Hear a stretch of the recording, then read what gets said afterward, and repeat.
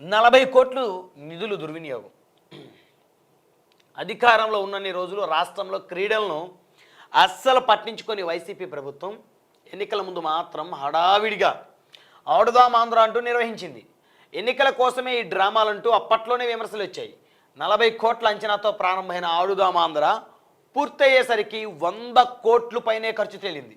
ఇంత భారీ ఖర్చుపై అప్పట్లోనే అనేక అనుమానాలు తలెత్తాయి. కూటమి ప్రభుత్వం అధికారంలోకి వచ్చిన తర్వాత ఎమ్మెల్యేల ఫిర్యాదుతో స్పందించిన ప్రభుత్వం విజిలెన్స్ విచారణకు ఆదేశించింది.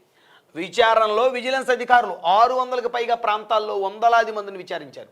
30,000 పేజీల నివేదికను ప్రభుత్వానికి అందించారు. ఈ క్రమంలో ఆడుదాం ఆంధ్ర పేరిట మొత్తం 40 కోట్ల మేరకు నిధులు దుర్వినియోగమైనట్లు విజిలెన్స్ అధికారులు నిర్ధారించినట్టు తెలిసింది.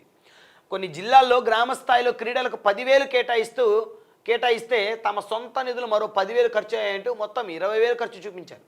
ఇలా ప్రతి స్థాయిలోనూ కేటాయింపుల కంటే రెండింతలు ఖర్చు చేసినట్లు చూపించారు.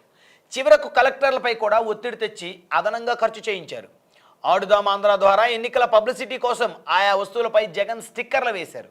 క్రీడాకారులకు నాసిరకం కిట్లు సరఫరా చేసి భారీగానే నొక్కేశారు. విజేతలంతా వైసీపీ కార్యకర్తలే అని విజిలెన్స్ విచారణలో తేలింది.